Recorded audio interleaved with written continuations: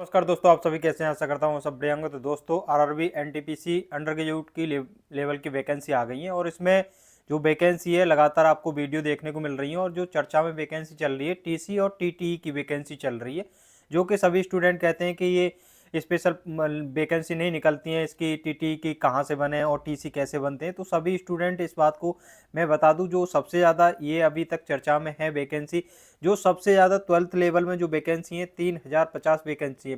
3050 vacancy जो निकली है उसमें सबसे ज़्यादा जो वैकेंसी है इस बार वो टीटी और टीसी ही की दी है। उसमें जो कॉमर्शियल टिकट क्लर्क वाला जो वो है उसमें पेपर, उसमें वैकेंसी दे रखी है। तो सबसे पहले आपको इस वैकेंसी के बारे में तो पता ही चल गया कि 12th लेवल में जैसे पहले वैकेंसी आई थी 3000 प्लस, इस बार भी उतनी ही वैकेंसी दी गई है। लेकिन इसमें टीटी और टीसी की सबसे ज़्यादा पोस्ट दी गई हैं। उसके थ्रू ही टीटी बनते हैं और उसके थ्रू ही टीसी बनते हैं। जो टिकट क्लर्क होता है, जो टिकट आपको काट के देते हैं, वो आपको ये पता होना चाहिए कि एग्जाम में जो वैकेंसी आनी थी वो आ गई है। और लेकिन जो सिलेबस है इस बार, जो जिन्होंने पेपर दिया है और अब जो पेपर देंगे न्यू वैकेंसी का, जो 28 अक्टूबर से स्टार्ट हो जाएंगे फॉर्म भरना और 29 नवंबर तक लास्ट डेट है। तो आपको बता दूं, इस पर सबसे ज़्यादा सिलेबस पे आपको ध्यान देना होगा। 40 नंबर की इसमें जीके है, 30 नंबर का मैथ और 30 नंबर की रीजनिंग। इसमें कम से कम आपको 75 प्लस स्कोर करके चलना होगा। चूंकि NTPC CBT one under graduate level की आपने कट ऑफ देख ली कितनी गई है, लेकिन आपको इसमें 75 प्लस स्कोर लेके चलना होगा। सबसे ज़्यादा मैथ और रीजनिंग फुल में फुल मार्क्स लाने होंगे। और जो जीके है उसमें 40 में से कम 20 मार्क्स, 20 क्वेश्चन तो आपको सही करने होंगे। काटने के बाद, नेगेटिव कटने के बाद 20 नंबर आपके होने ही चाहिए। लेकिन पूरी रणनीति आपकी क्या होनी चाहिए, इस बार पेपर को देखते हुए कैसे तैयारी करें, कहाँ से मैथ आ रहा है, कहाँ से रीजनिंग आ रही है और किस हिसाब से हमको history, polity, geography, chemistry, physics, bio और जीके में आपको किस पे ध्यान देना है। तो मैं आपको बता दूं भाई, सबसे ज़्यादा करंट अफेयर पूछी गई थी। करंट अफेयर पर आपने अभी से पढ़ाई नहीं करी, मतलब अभी से करंट अफेयर मंथली वाइज नहीं देखी आपने, तो जो एक महीने पहले पढ़ते हैं वो उस टाइम करंट पे कुछ भी नहीं कर पाते और फिर वहां पर पेपर हार्ड लग रहा होता कि जी के बहुत ज़्यादा हार्ड दिए। इस बार देखा गया था कि रेलवे के अंदर सबसे ज़्यादा साइंस पूछी जाती थी। इस बार क्या है, साइंस जो एनटीपीसी ग्रेजुएट लेवल है, अंडर ग्रेजुएट लेवल है, आरपीएफ, एसआई, कांस्टेबल, उनमें साइंस के 2 से 4 क्वेश्चन ही दिए गए थे। इससे ज़्यादा क्वेश्चन नहीं आए थे। कहीं फिजिक्स से आ गया, कहीं केमिस्ट्री से आ गया, तो कहीं बायो से आ गया।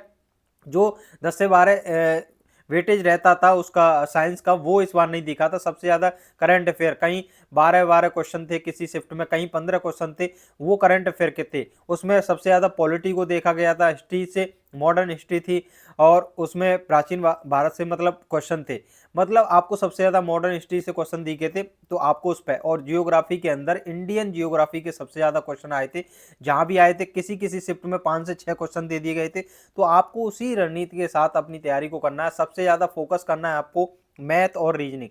जिसका मैथ रीजनिंग में फुल मार्क्स नहीं आ रहे, वो अपने दिमाग से निकाल दे कि रेलवे की किसी भी वैकेंसी में वो अपनी जगह बना पाएगा। कोई भी अपनी बिना मैथ और रीजनिंग के स्कोर के वहां पर अपनी सीट पक्की नहीं कर सकता। क्योंकि मैथ में आप 10 से 12 क्वेश्चन छोड़ के आओगे, या रीजनिंग के अंदर 30 में 30 लाने की बजाय आप वहां पर 25 क्वेश्चन करके आओगे, 5 छोड़ दिए, तो आप सोचिए 5 क्वेश्चन मैथ में छोड़ दिए, 10 नंबर का बहुत ही वेटेज होता है, जो कि एक एक नंबर पॉइंट से ही कट ऑफ से बाहर हो जाते हैं। तो आपको उसी हिसाब से ही अपनी तैयारी करनी है। और जितनी भी लगातार वीडियो मिल रही है, जो वैकेंसी आ गई है, वो 28 अक्टूबर से ऑनलाइन फॉर्म हो जाएंगे। फालतू की वीडियो पर ना ध्यान देते हुए, फालतू की मैराथन, फालतू की पीवाईक्यू की क्वेश्चनों की क्लास लेने से अच्छा है कि अपनी पीवाईक्यू की खुद से प्रैक्टिस करें। अगर सॉल्यूशन नहीं आ रहा तो यूट्यूब पर लगातार वीडियो पड़ी हुई है हर बुक की, हर के पीवाईक्यू की, तो वहां से देख लें।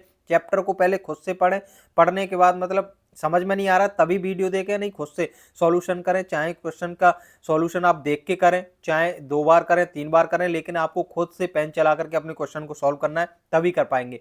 और रीजनिंग के लिए सबसे ज्यादा अच्छा तरीका है कि मॉक पे मॉक लगाएं। जितने भी सेक्शनल मॉक लगा सकते हैं रीजनिंग के, वहां से आपकी प्रैक्टिस हो जाएगी।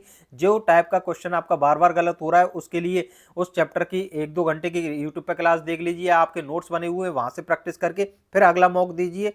उसमें देखिए कि वो टॉपिक से जो क्वेश्चन गलत हुए थे बार बार तो नहीं गलत हो रहा है, तो आपका स्कोर ऑटोमेटिक बढ़ जाएगा। और आपको अगर इसके लिए डिटेल में वीडियो चाहिए, एनटीपीसी जो अंडर ग्रेजुएट की न्यू वैकेंसी आने वाली है उसके लिए मैं आपको मैथ के लिए, रीजनिंग के लिए और जीके के लिए आपको स्पेशल वीडियो दे दूंगा, तो आप मुझे कमेंट में बता दें। उसके लिए आपको लगातार मैं वीडियो देता भी रहता हूं कि आपको किस हिसाब से तैयारी करनी है, पीवाईक्यू कहां से लगाने, आपको रीजनिंग कहां से पढ़नी है, कौन कौन से चैप्टर पर अर्थमेटिक में सबसे ज़्यादा ध्यान देना है, क्योंकि 2024-25 के अंदर लगातार अर्थमेटिक से क्वेश्चन पूछे गए थे, कैलकुलेटिव क्वेश्चन थे, कैलकुलेशन को अपनी को कैसे तेज करना है, सारी आपको वीडियो मिल जाएंगी। तो मुझे आप यहाँ पर कमेंट में बताएं कि आप अलग स्पेशल वीडियो चाहते हैं या नहीं चाहते, और जो वैकेंसी है वो 3050 वैकेंसी है, उस पर ध्यान देते ना हुए सबसे ज़्यादा जो वैकेंसी है वो 2424 वैकेंसी जो के कॉमर्शियल टिकट क्लर्क मतलब टीटी और टीसी की ही आई है इस बार, तो उसमें आपको सबसे ज़्यादा ध्यान देते हुए चलना है। जिनका सपना है कि टीटी बनना, टीसी बनना, तो वो इस वैकेंसी पे सबसे ज़्यादा फोकस करें